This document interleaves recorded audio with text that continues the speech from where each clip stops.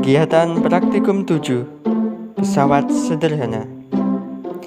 Kegiatan praktikum ini disusun oleh Dwi Muhammad Nurfianto dari kelas 2B nomor absen 25. Adapun tujuan dari kegiatan ini, yang pertama, memahami konsep pesawat sederhana. Yang kedua, memahami macam-macam pesawat sederhana. Yang ketiga, mampu mengelompokkan berbagai macam tuas. Yang keempat, mengetahui cara kerja katrol dan roda berporos. Yang kelima, memahami cara kerja bidang miring.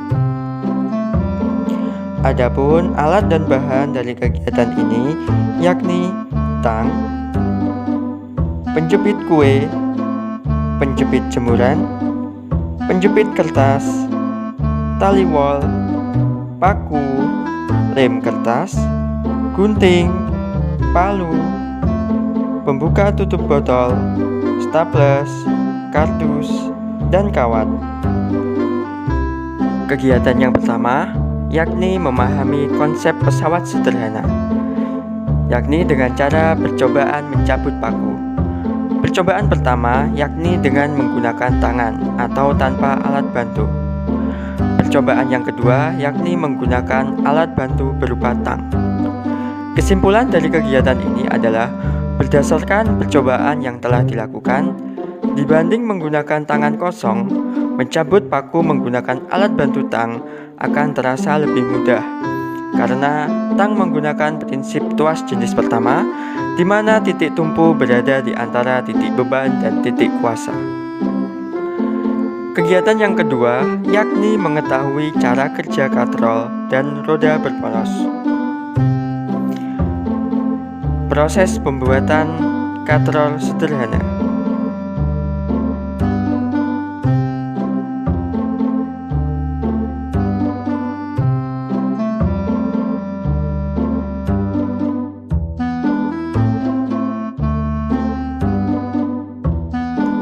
Kemudian kita percobaan katrol sederhana.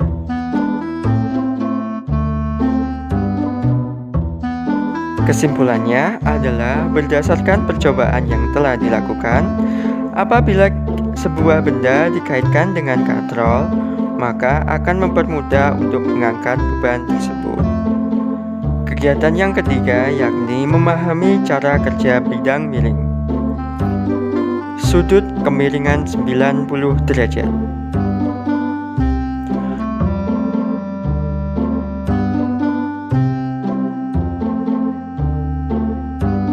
Sudut kemiringan 60 derajat.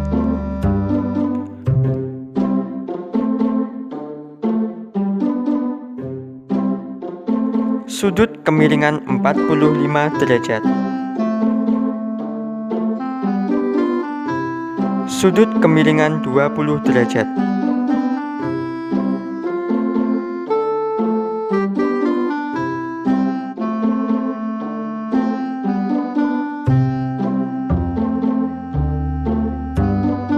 Kesimpulan dari kegiatan ini adalah pada bidang miring bergantung kepada panjang landasan bidang miring dan tingginya.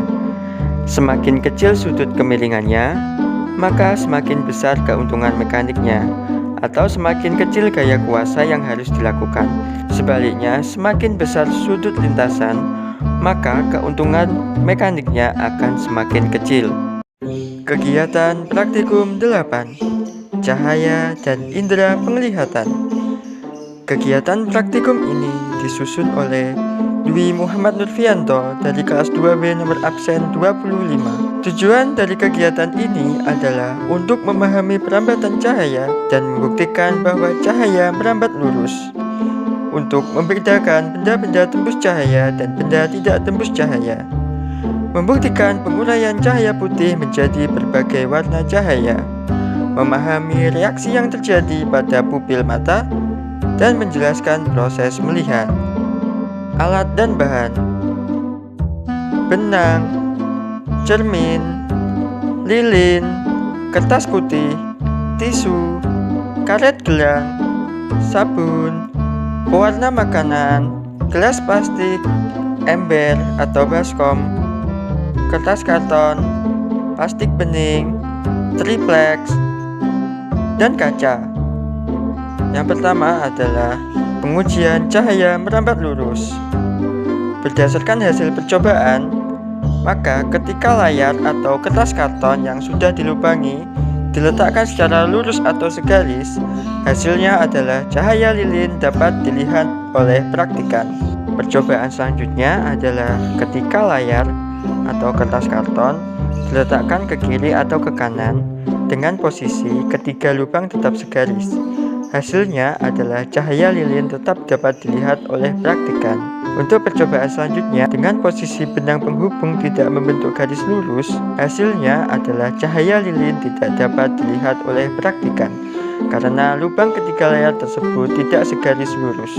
Berdasarkan hasil percobaan pada bagian materi cahaya merambat lurus, dapat disimpulkan bahwa layar yang disusun secara lurus atau posisi ketiga lubang juga lurus, maka praktikan dapat melihat cahaya lilin. Namun, jika salah satu layarnya digeser dan lubangnya tidak lurus, maka cahaya lilin tidak dapat terlihat.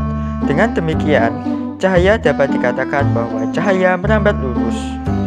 Untuk percobaan selanjutnya adalah percobaan tentang benda tembus cahaya dan benda tidak tembus cahaya. Yang pertama adalah plastik. Cahaya pada layar terlihat terang. Yang kedua adalah kaca. Cahaya pada layar terlihat terang. Untuk yang ketiga adalah tisu. Cahaya pada layar terlihat samar-samar. Untuk yang keempat ada karton. Cahaya pada layar terlihat tidak nampak. Untuk yang kelima adalah triplex. Cahaya pada layar terlihat tidak tampak, namun membentuk bayangan pada benda. Yang selanjutnya adalah buku. Cahaya pada layar terlihat tidak tampak, sehingga membentuk bayangan pada benda. Selanjutnya adalah berwarna merah, kuning, dan hijau. Cahaya pada layar terlihat berwarna terang. Selanjutnya adalah air keran. Cahaya pada layar terlihat terang. Yang terakhir adalah air sabun. Cahaya pada layar terlihat tidak nampak. Kesimpulan: berdasarkan hasil percobaan membedakan benda-benda tembus cahaya dan tidak tembus cahaya, dapat disimpulkan bahwa terdapat benda-benda tembus cahaya, yakni pada benda plastik, kaca, air keran, dan air berwarna merah, kuning, dan hijau. Terdapat cahaya yang terlihat samar-samar, yakni pada tisu, dan terdapat benda tidak tembus cahaya, yakni air sabun, karton, triplek, dan buku. Untuk selanjutnya adalah percobaan reaksi pada pupil mata. Berdasarkan hasil pengamatan, pupil mata praktikan yang ditutup menggunakan tangan berubah dari besar menjadi mengecil saat di tempat yang banyak cahaya. Sedangkan pada pengamatan selanjutnya, pupil mata terlihat membesar pada saat di tempat kurang cahaya. Dengan demikian, perubahan ukuran pupil mata tersebut berfungsi untuk mengatur banyaknya cahaya yang masuk ke dalam mata. Kegiatan praktikum 9. Benda dan sifatnya.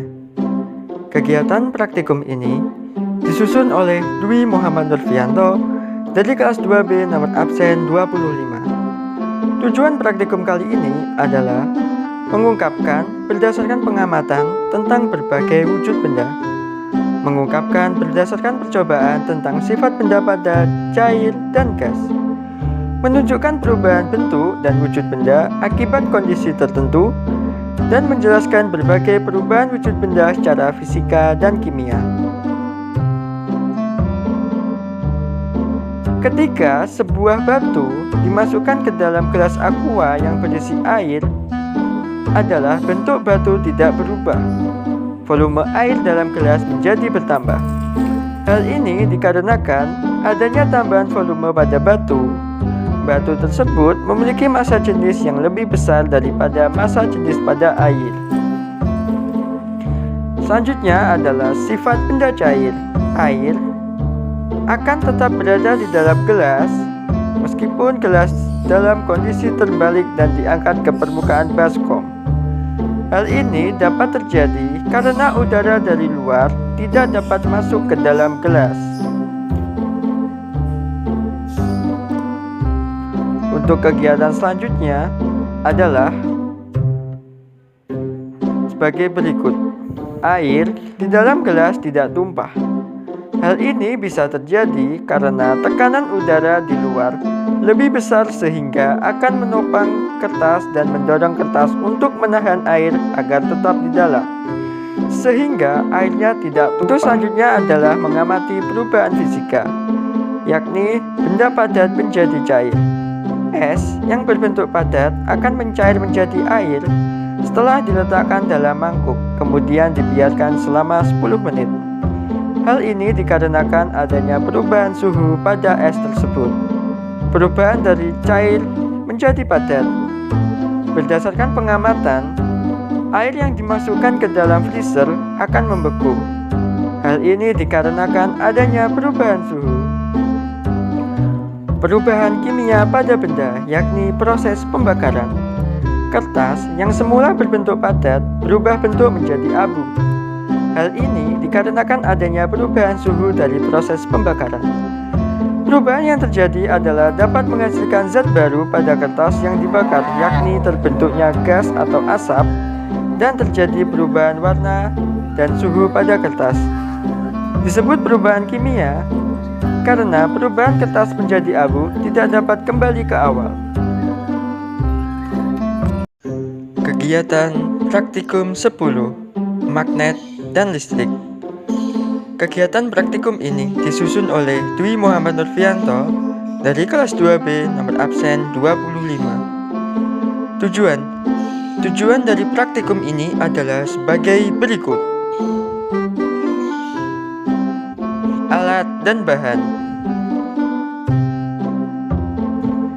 magnet batang, baterai, klip besi, paku besar. Membuat magnet sederhana, yakni dengan cara menggosokkan magnet ke paku. Magnet yang digosokkan pada paku akan menularkan sifat kemagnetannya. Ketika menggosok paku dengan ujung magnet yang memiliki kutub selatan, maka awal ujung paku juga akan menjadi kutub selatan juga. Dengan menggosoknya sebanyak 10 kali, 20 kali, atau 30 kali, terdapat perbedaan, di mana semakin lama menggosok paku dengan magnet, maka sifat kemagnetan pada paku akan bertahan semakin lama juga. Yang kedua adalah membuat magnet sederhana dengan bantuan batu baterai. Dapat menjadi magnet ketika sebuah paku dililiti oleh kabel email yang dialiri arus listrik dari baterai. Maka paku akan menjadi magnet dan dapat menarik klip besi yang berada di dekatnya. Proses seperti ini disebut dengan pembuatan magnet secara elektromagnetik. Namun, ketika baterai tersebut dilepaskan, maka gaya kemagnetannya pada paku juga akan ikut hilang. Percobaan pada penggaris dengan rambut dan balon yang digosokkan pada rambut akan menjadi bermuatan listrik, karena elektron dari rambut berpindah ke penggaris plastik dan balon, sehingga kedua barang tersebut kelebihan elektron. Akhirnya, penggaris dan balon tersebut menjadi bermuatan negatif. Oleh karena itu, dapat disimpulkan bahwa sebuah benda netral dapat bermuatan listrik statis dengan cara digosokkan.